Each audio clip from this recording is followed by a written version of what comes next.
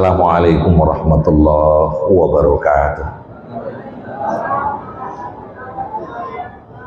Alhamdulillahirabbil alamin alladzi arsala rasulahu ma'al kitabil mubin wa dinil qawim. Arsalahu basyiran wa nazira li salamatin nas wa sa'adatihim fid dunya wal akhirah. Asyhadu an la ilaha illallah wahdahu la syarikalah wa asyhadu anna Muhammadan abduhu wa rasuluhu sallallahu alaihi wasallam la nabiyya ba'dah, amma ba'd. A'udzu billahi minasy syaithanir rajim. Bismillahirrahmanirrahim. Inna syarrad dawab 'indallahi as-summu al-bukmu alladzina la ya'qilun. Sadaqallahul azim. Bapak Ibu jamaah kaum muslimin dan muslimat yang menghormati, dari Luwuk Basong ke Bukit Tinggi lalu tarikh ke Batagan, ambo mengaji malam kini baca rindu jauh teraga. Karena kalau ambo datang ke Al-Falah Masjid Agung, seolah-olah orang baru stok lama itulah gitu.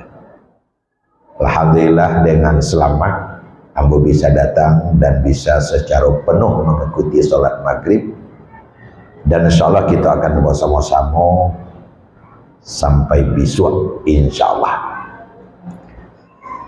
Pertama mendoakan apa ibu sadonya yang hadir berada dalam keadaan sehat walafiat, berada dalam keadaan iman dan Islam, berada dalam keadaan taufik dan hidayah dari Allah Subhanahu wa taala. Amin ya rabbal alamin. Pertama tentu kita bersyukur kehadirat Allah Subhanahu wa taala. Setidaknya malam kini ada 3 rasa syukur kita, Pak. Pertama yang kita syukuri adalah kita diberikan oleh Allah hidup sampai kini. Itu adalah rahmat nampal yang gadang dewa. Secara khusus kita mensyukuri rahmat hidup kau lain tidak adalah oleh karena hidup kita sangat berbeda dengan hidup makhluk lain yang pernah diciptakan oleh Allah. Kita ambil contoh umpamanya sapi kerbau. Itu sapi kerbau itu hidupnya untuk daging.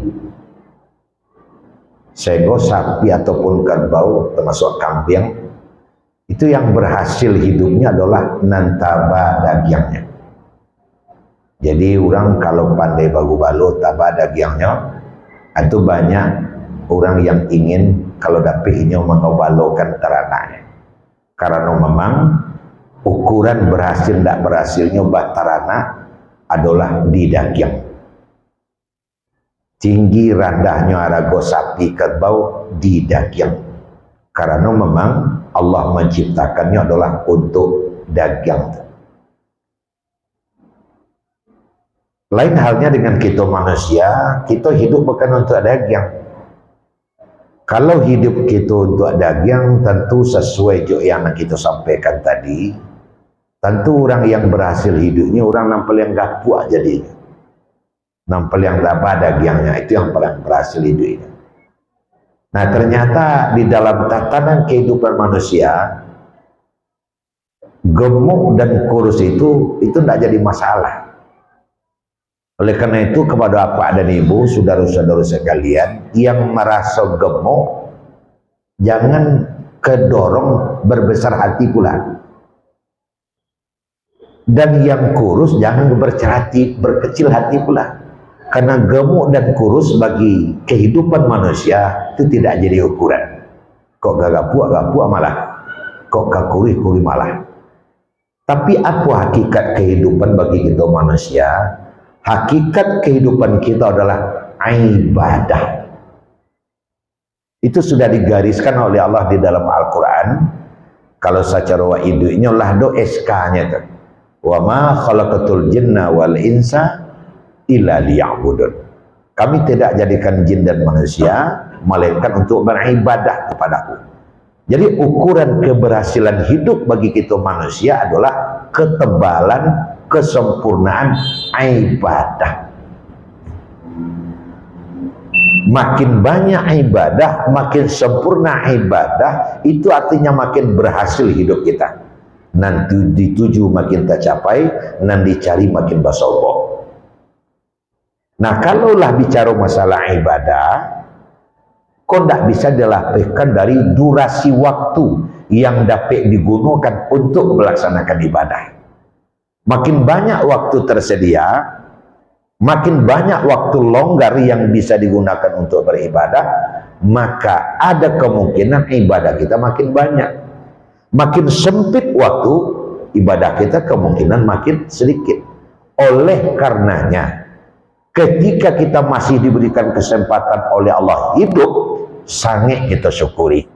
Karena dengan masih Allah berikan kehidupan kepada kita, artinya kita masih diberikan kesempatan untuk memperbanyak ibadah.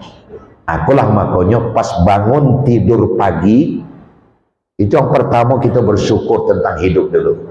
Dengan membaca doa jagolalo, Alhamdulillahilladzi ahyana ba'dama amatana wa ilaihin nusyur. Segala puji bagi Allah yang menghidupkan ambo balik setelah ambo lalu mati selama semalam. Sebab ada teman-teman kita tidur saja ndak bangun-bangun lepas. Ada tuh. Papa anan pala iya pa. Kok nanawak dalam masjid kini, alhamdulillah, itu mahli jago balik. Pernah tak kita bayangkan tidak bangun lagi? Karena menurut sunnah Rasul Muhammad SAW, orang yang tidur, rohnya disimpan di satu tempat. Aku tidak berbalik, saya nyalai bakar. Ternyata alhamdulillah, lain baliknya balik. Apa tanda kesempurnaan roh kita sudah kembali sepenuhnya? Mampu membaca Alhamdulillahilladzi ahyana ba'dama amatana wa ilaihin nusyur. Makanya orang tua kita hamka menyebutkan orang yang tidak membaca doa jago lalu tu pas bangun tu keterlaluan. Karena masih diberikan kesempatan oleh Allah untuk hidup, dan hidup itu adalah segala-galanya. Itu nanawa syukuri pertama. Yang awak syukuri yang kedua, pada saat kini kita dipertemukan oleh Allah di masjid. Ini beda Pak dengan bertemu di tempat lain. Sampai kalau jawab batamu di jalan wak batamu, di parak wak batamu, di kadai, di pasar wak batamu, di masjid kita juga bertemu. Bertemu di masjid itu beda. Khairul liqa fil masjid. Sebaik-baik pertemuan adalah di masjid. Kenapa di masjid sebaik-baik pertemuan? Nah, saya mengacu kepada syukur kita yang pertama tadi. Ending kehidupan kita adalah kesempurnaan ibadah. Orang yang melangkahkan kaki ke masjid 99% adalah beribadah. Kan tidak ada nanti bercakap ke masjid. Pada yang lama masjid lah, kan tidak ada. 99% masih ada, tinggal 1% Pak kita sisakan. Hanya ada 1% saja. Tapi 99% yang datang ke masjid adalah lillah ibadah, untuk beribadah. Itu tidak bisa ditolak itu. Lalu ke 99% untuk datang ke masjid adalah ibadah. Nah, ini dia. Siang wak babiari, malam wak babi minyak. Ndak kayu yang diangkat, yang ndak ameh bungka diasah. Ana sebenarnya nanawa inginkan bukan kayu, bukan pangke. Ujung dari segala yang kita inginkan itu adalah bagaimana mendapatkan husnul khotimah. Betul tak Bu? Itu yang kita inginkan. Makanya para pendoa menutup doanya dengan itu, Allah makhtim alaina bi ahsanil khotimah. wa la tahtim alaina umurana wa ajalana bisu'il khatimah. Ya Allah, tutuplah usia saya dengan husnul khatimah, dengan tutup yang baik, dan jangan tutup umur saya, ajal saya dengan su'ul khatimah, dengan tutup yang buruk. Apa salah satu ciri orang yang hidupnya ditutup dengan husnul khatimah? Akhiru kalamuhu la ilaha illallah. Akhir kalamnya mengucapkan kalimat la ilaha illallah. Kalau lah dapat membaca itu sebelum nafas terakhir, Pak, itu suruh bola di tangan. Siapa yang menyebutkan kalau la ilaha illallah akhir kalam suruh bola di tangan? Kok ndak kepres bagai itu? Ndak perbuk bagai itu. Tapi sabda Rasulullah, man kana akhiru kalamuhu la ilaha illallah dakhalal jannah. Siapa yang akhir kalamnya adalah la ilaha illallah, langsung masuk surga. Tak tambah ada. Nah, yang akan perlu diperteli dan dipahami, apakah akhiru kalamuhu, akhir kalamnya la ilaha illallah harus membaca bunyi nana membaca tadi mana? Ternyata tidak, Pak. Kalau bantu nanamu contohkan tadi itu, de lain rasa badana la ilaha illallah. Itu mati sekali. Itu dalam sinetron ya ada tuh. Jadi apa maksud dan maknanya? Tidak sesulit itu kalau kita berkemauan. Jadi apa maknanya? Al-maut fil ibadah, mati dalam keadaan beribadah. Itu maknanya. Jadi kalau meninggal dalam keadaan beribadah, itu sudah mengacu la ilaha illallah. Ada yang meninggal dalam sujud, betul tidak? Ada yang meninggal dalam baca Al-Quran, betul tidak? Ada yang meninggal dalam mendengarkan ceramah, ada tidak? Ada yang dalam berceramah, baru kemarin siapa? Ustadz Yahya Waloni ya? Ya. Khutbah Aid, Aidul Adha masih biasa. Khutbah Jumat, khutbah pertama masih nggak apa-apa. Khutbah kedua, alapai barang kok. Dalam beribadah, dalam mendengarkan ceramah ada, dalam berceramah ada. Mana tahu nanti saya ya. Kalau iya beko bu, ambo kemari leja orang rumah bagi kan. Urus sebab dua orang rumah. Allah yang menentukan. Tapi yang jelas al-maut fil ibadah. Sedang mendengar ceramah ada. 2 tahun yang lalu saya berikan ceramah Isra dan Mi'raj jam Sabaleh di masjid dekat RSUD Batu Sangkar. Sangka Pak Ji, ambo saja dari awal berceramah lah mulai curiga. Beliau ku duduk di sudut arah apa tu lah. Tapi kau contoh saja Pak tu. Arah apa tu lah. Kau contoh. Ambil posisi di sudut, duduk di sudut masjid kan itu kokoh. Kiri kanan ada penopang. Mulai sejak dari awal pertengahan berceramah lah mulai curiga. Panang kau gaya kau anyang saya. Gue nak lucu nyanyang saya. Boh hariak nyanyang saya. Mulai bercuriga tapi yang simpan saja. Setelah selesai, orang lah bagorumun ke situ. Ternyata memang tidak ada nyawa lagi. Pak, kena rumah sakit dekat, dibawalah ke rumah sakit. Abo pun ikut. Apa kata dokter? Mungkin pas waktu sedang ceramah tadi lah barangke gaib mah. Kalau mau preso angek badannya lah barangke gaib mah. Jadi sedang mendengarkan ceramah. Dia mau diikut ke rumah sakit, mau tanya, dok, kira-kira apa penyabuknya? Penyabuknya kalau mau cari abu ya, dek menangah ceramah kok lalu ketek, kecil itu penyabuk. Dek lalu ketek menangah ceramah lalu sekali. Jadi pokoknya lalu ketek menangah ceramah kok mah lewat nampaknya. Masya Allah. Tapi yang jelas mau di mana, kapan, wa ma tadri nafsun bi ayyi ardin tamut. Tidak ada seorang pun yang tahu di mana dan kapan dia mau dimatikan. Kita hanya boleh berharap. Tapi yang jelas, sedang sholat, sedang beribadah, mengacu kepada la ilaha illallah itu. Sedang mendengarkan tausiah, itu sedang beribadah, mengacu kepada la ilaha illallah.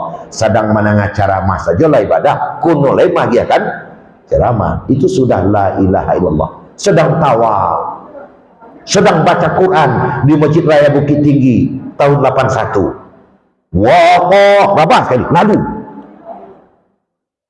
Itu namanya al-maut fil ibadah.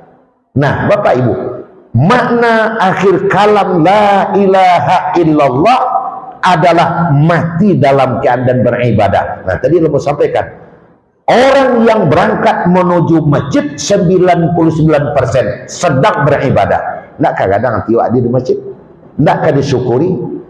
Bapak dan Ibu, hadir ke masjid ini gampang. Berangkat dari rumah menuju kemari, tiba rumah. Tapi tidak semua orang yang berkemampuan, atau sebaliknya, tidak semua orang yang berkemauan. Ya, baca lihat nanti bu, kalau anda datang banyak. Kenapa dia tidak datang? Kenapa dia tidak hadir? Tidak ada kemauan. Tapi ada juga yang punya kemauan, tidak ada kemampuan. Tapi alhamdulillah, tsumma alhamdulillah, seluruh kita hadir di masjid. Dan ini adalah rahmat yang sangat perlu disyukuri. Ada orang tua kita, namanya Abdul Hamid Hakim. Kalau tidak salah orang Sumpu. Mengarang sebuah kitab namanya Tahdzibul Akhlak. Lalu dia mengatakan khairul maut al-maut fil masjid. Sebaik-baik mati adalah mati di masjid.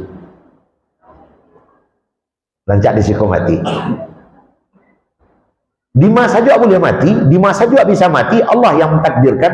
Di ladang mati, di jalan mati, di kadai mati, di oto mati, di lawik mati. Termasuk di lawik mati juga bisa mati. Tapi yang khairul maut, sebaik-baik mati itu adalah di masjid. Kenapa sebaik-baik mati di masjid? 99% itu sudah bisa dicurigai dia sedang beribadah. Apa upaya-upaya kita agar kita dapat yang satu ini? Ini usaha. Hadirlah sebanyak-banyaknya di masjid. Nah, saya juga yakin Bapak Ibu juga tahu, kalau nggak salah rumah Nabi itu berpapasan dengan masjid, betul tidak? Iya.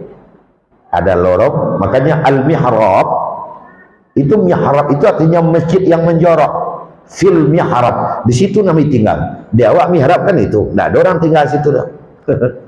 Mihrab itu artinya masjid yang menjorok. Nah, biasanya itu tempat-tempat petugas masjid keluar dari rumahnya langsung masjid. Itu mihrab juga namanya. Biar kiri, biar kanan, biar belakang. Tapi dawak nama jorok kan ciekonya. Iya, konya mihrab dawak. Nabi tinggal di mihrab. Kenapa Nabi bertempat tinggal di mihrab? Supaya yang tadi itu dia dapat. Meninggalnya di mihrab. Al-maut fil masjid. Nabi meninggal di pangkuan istri tercinta Aisyah di mihrab alias di masjid. Jangan meninggal tengah pasar kalau dapat awak meminta. Jangan meninggal tengah jalan. Kaji orang kecilnya naik di bawah jambatan. Jangan sampai begitu. Jadi kita meninggal di masjid. Bagaimana caranya? Banyakkan hadir di masjid. Makanya qalbuhu mu'allaqun bil masajid, hatinya tersangkut di masjid. Itu termasuk satu di antara 7 golongan yang akan dilindungi di hari kiamat. Saya berdoa semua kita masuk ke dalam yang 7 itu. Amin ya rabbal alamin. Bapak Ibu hadirin sekalian, makanya ABS SBK, adek bahasa di syarak bahasa di kitabullah. Di negari kita Minangkabau, ikut direalisasikan dalam adat menjadi kultur budaya di orang Minang. Karena ulasan ada awak landasannya adalah syarak kitabullah. ndak sah disabik suku di Minangkabau kalau ndak ada dua lambang bangunan. Mana dua lambang? Rumah gadang cek, surau cek. Sehingga ada rumah gadang suku itu, ada surau suku itu.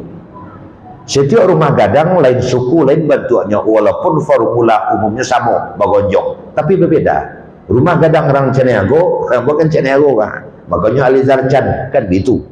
Ada ciri rumah gadangnya. Nan Piliang itu pula, nan Singkuang itu pula, nan Melayu lain pula, walaupun semuanya sama bagonjong. Tapi nan kedua lambang suku di Minangkabau harus ada surau. Nah, surau di setiap suku adalah adopsi dari ajaran sebaik-baik batamu adalah di masjid dalam kurung surau. Kini surau lah banyak posisinya digantikan oleh masjid, itu tidak masalah.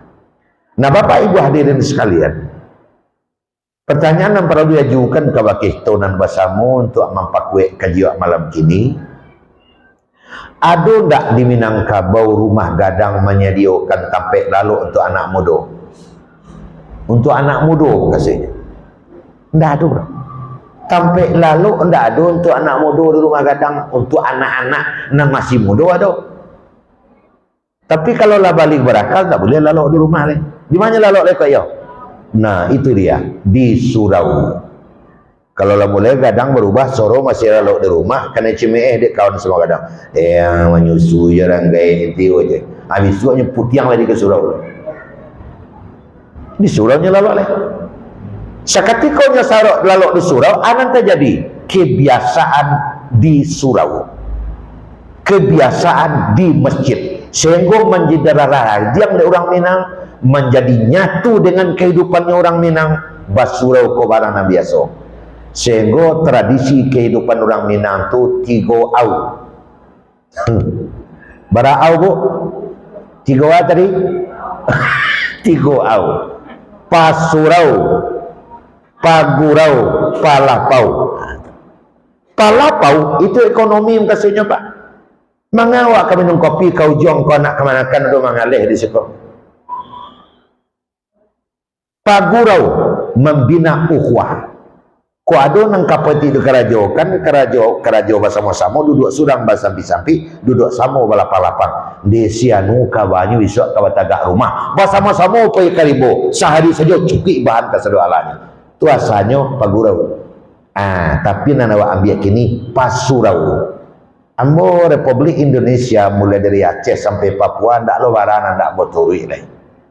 Tersabut Sumatera, Jawa, Kalimantan, Sulawesi sampai ke Papua, Bali dan Patang ko banjir mah lah sampai ke situ. Ciri nanda artinya saja makannya minumnya teh botol sosro. Sama aja itu. Kama sepai nanti itu tetap besok. Tuh kalau pengerima saji pasti dorong Minang.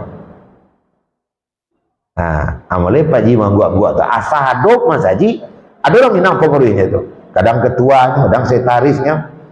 Pokoknya orang Minang tu kamapai memantang tak jadi pengurim saji. Kenapa? Kebiasaan pasurau. Itulah mandara daging lainnya. Jadi kalau apai ke Indonesia, kama saja ke Jawa, ke Kalimantan, ke Papua, ke Bali segala macam, bilang ke maka dituri. Duduk saja di pelataran tu kat selatan, masuk waktu turang azan, turi man saji itu. Ada kemenangkan gelas itu tu. Lo mak kemarin caknya, ala 3 hari pere makan tu. Bapak dan Ibu, balik awak ke pangkak kaji. Kenapa di dalam adat ada struktur setiap suku harus ada surau? Pengamalan dari nan tadi. Sebaik-baik tampek adalah masjid. Asal makna namanya surau. Surau itu bahasa Arab awalnya tuh syura.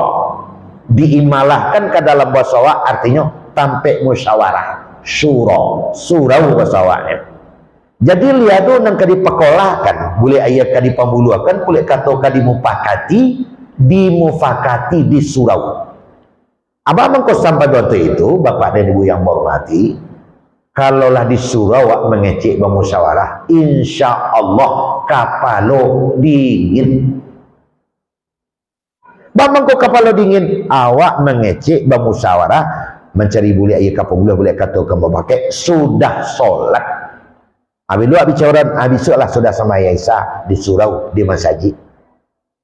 Kalaulah sudah sholat, sudah berwudu, Bapak dan Ibu, di dalam kajian fikih Islam yang sangat dalam tuh, itu kan disabui. Batang tubuh kita nasa batang, mulai dari kepala sampai ke kaki, itu ada namanya saraf sensitif. Saraf sensitif. Saraf sensitif itu harus selalu aktif agar kita aktual dalam hal apa saja dalam hidup. Di mana letaknya saraf sensitif sebenarnya? Di kening, di kanyang. Saraf sensitif itu harus disiram dengan air paling lambat durasi 7 jam. Kalau tidak, dia akan tidur. Karena dia mau berwudu. Dan ini dibenarkan oleh penyelidikan ilmiah yang berhasil ditemukan oleh seorang Jepang yang bernama Masaru Osaka. Akhirnya dia membuat atau menulis sebuah buku yang judulnya The Truth Power of the Water, kekuatan dasar dalam air. Pasti orang Islam disuruh dari Tuhan berwudu 5 kali sehari semalam. Karena kanyangnya kan air. Aiko jang kali 5 kali sehari semalam lah 2 pakan dak kana air kanyang terus. Akan seperti itu. Jadi wak kembalikan di surau kanyang pastikan air.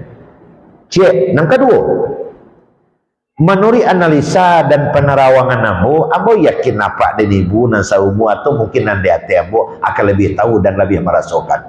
Setiap surau masjid di Minangkabau pasti ada tabek di mukanya. Dulu, ya bu ya tabek, ya pak, tabek di muka surau. Apa filosofi tabek di muka surau?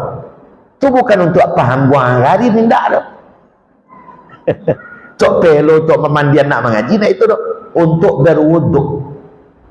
Karena solat jamaah kan didirikan, dibuat pencuran tentu cik je dua, orang ada sampai puluh, birokah sudah. Jangan bekonan terakhir mambil uduk selesai, orang selesai solat jamaah. Maka ada tabek, menunggu saja di seluruh tabek. Kau macam-macam tinggal menundur niku saya ke dalam mereka itu. Nah ya. Nah bapak ibu hadirin sekalian, sekali mambil uduk selesai, solat jamaah bisa digelar dengan sempurna. Jadi apa maknanya? Syura bermusyawarah di surau, kepala akan dingin. Mungkin ada awak non medis di siko ya. Yang medis tentu akan lebih paham. Ada ndak pengaruh tingkat intelijensia, kemampuan otak berpikir secara lurus dengan pantat duduk di lantai ketimbang berjuntai di atas kursi? Pasti ada filosofinya. Orang yang berbicara dengan duduk di lantai itu berbeda dengan yang berbicara duduk di kursi. Bentuk ambo ini. Jadi yang paling fair itu apa? Duduk di lantai. Karena kalau duduk di lantai, pikiran menjadi tanang. Karena apa? Karena awak duduk di bumi Allah, sehingga pemikiran menjadi tanang. Buah kata-kata kalimat menjadi jaguang dan badago nang keluar. Dan itu terjadi di surau, karena surau tidak menyediakan kursi. Ya mau duduk terus, jika nak bagi ceramah saja kok. Kalau nak ceramah mau di bawah lah tadinya. Kalau di bawah mau ceramah tu hilang satu tu itu cikgu deh. Itu satu masalah. Makanya bermusyawarah orang tua-tua itu siswa di surau, duduk belapak kasado alahnya. Akhirnya orang musyawarah di kursi. Lalu apa jadinya? Tidak ada nak dikecilnya, kursi kau ngecil lepas. Kursi kau melayang le. Tapi kalau berbicara sambil duduk, dia bisa merenung. Kalaupun terjadi macam-macam, tagak dulu, taruh nyawa mancang-mancang tagak, orang lain taruh, tak terjadi masalah. Itu filosofisnya. Tapi bukan hanya itu, Pak. Coba tanya muka Pak C, walaupun tak perlu dijawab sama sekali. Coba tunjukkan nama suatu bangunan, ibu ya, suatu tampek, yang jika kita masuk ke dalam, status kita sampai di dalam sama. Apa tempatnya? masjid. Asal masuk di pintu tu Pak, ndak ada bupati le Pak, ndak ada camat le, ndak ada kemenak le. Ndak ada Prabowo le. Yang masuk pintu masjid itu hamba Allah. Betul tidak? Yang duduk di depan tidak merasa lebih mulia ketimbang yang di belakang. Yang duduk di belakang tidak merasa lebih hina ketimbang yang di depan. Betul tidak? Semuanya redha. Coba kalau di tempat lain yang duduk di depan, itu beliau-beliau saja coba. Bahkan ada yang diberi nama bupati, aja duduk di situ. Kalau anda bupati, jangan dia ikut situ. Ketua DPRD, hanya seorang dia duduk situnya. Kalaupun ada yang mewakili, tak boleh juga di situ. Tapi ketika masuk ke dalam masjid, semuanya menjadi lebur. Yang ada dalam masjidnya adalah hamba Allah. Inilah tempat yang unik. Makanya awalu baitin wudi'a lin-nasi lalladzi bi Bakkah mukarramah. Bangunan pertama yang dibangun untuk manusia terdapat di Makkah, itu Masjid Haram maksudnya. Karena itu membuat manusia itu merasa dirinya sama, tidak lebih dengan teman. Karena hidup menjadi kacau, heboh dan bagolea, basu kencak, basiara. Penyebabnya adalah oleh karena merasa diri lebih daripada teman. Hanya itu saja. Angkecian syahadat itu masalah yang paling utama Pak. Tapi seketika kita masuk ke dalam masjid, semuanya sama. Ibadullah, ibadur rahman. Aku masjid. Makanya orang yang sering ke masjid, yang duduk di masjid, yang selalu berada di masjid, banyak di masjid, jiwanya akan menjadi halus dan tingkat kesadarannya bahwa kita tidak ada arti di sisi Allah, bahwa saya dengan kamu adalah sama. Itu akan terasa bagi orang yang hadir di masjid. Makanya nyaman, tentram. Yang duduk bersandar kan tidak merasa lebih beruntung ketimbang yang tidak bersandar. Yang duduk bersandar itu enggak. Yang duduk berselo, duduk monjo segala macam, kan tidak ada merasa risih sama sekali. Ini rumah kita. Coba pergi ke rumah mentua monjo duduk, tidak berarti menentu rumah saja. Tapi kalau masjid biasa saja. Yang duduk di ujung sana dia bersandar, tak merasa lebih hina ketimbang yang di sini. Itulah masjid. Kok kaji kami dulu je boleh orang. Itu masjid. Makanya Bapak Ibu hadirin sekalian berbahagia. Hadirlah sebanyak-banyak di masjid, kita akan tahu siapa diri, siapa kita. Jati diri kita akan ketemu. Anggap sampai ke langit nang ketujuhnya mengeceknya hebat, mengeceknya santiang, mengeceknya beribadah. Tapi puncak hidung tak nampak di masjid. Jangan percaya dulu. Lalu siapa yang paling mulia di sini? Bersyukurlah Bapak Ibu yang ditakdirkan oleh Allah menjadi pengurus masjid. Bahkan Anda berani mengatakan, bukan berarti yang tidak beruntung ya. Kalau kamu mati ya Pak, matilah. Tapi agak sekali cuba aja lah jadi pengurus masjid. Sebab insya Allah menjadi pengurus masjid ini gajinya 30 hari sebulan. Insya Allah. Khairun nas, ra'isul masjid, sebaik-baik manusia pengurus masjid. Ini adalah rumah Allah. Menjadi kepala rumah tangga, rumah presiden saja bukan main, apalagi menjadi kepala rumah tangga, rumah Allah. Kalau tidak dapat jadi pengurus masjid, ada yang kedua yang paling strategis lagi. Jadilah jamaah masjid. Jamaah tetap masjid. Masjid akan menjadi takmir oleh karena ada jamaah. Aku nung sarancak kau kelawat tak tiba-tiba. Maka masjid akan berterima kasih kepada kita yang hadir. Terima kasih wahai jamaah karena engkau aku menjadi takmir, katanya. Bapak Ibu hadirin, puncak dari keinginan dan perjuangan kita dekat dengan Allah, taqarrub ilallah. Apa tanda orang yang dekat dengan Allah? Sering mengunjungi rumah Allah. Tak bisa, mudah kek jo biar alizan dari Padang Panjang tu mah, Datuk Sindu dan Tunggal tu. Tapi ke rumah lu pernah lah, tak masuk tu. Makin sering ke masjid, makin kenal dengan Allah. Makanya bersyukurlah kita, di mana kita oleh Allah diberikan kemampuan untuk selalu di masjid. Dibuat gulai diagiah sarai, gulai dimakan waktu pagi. Kaji malam kini alun selesai, insya Allah disambung besok pagi. Banyak maaf. Assalamualaikum warahmatullahi wabarakatuh.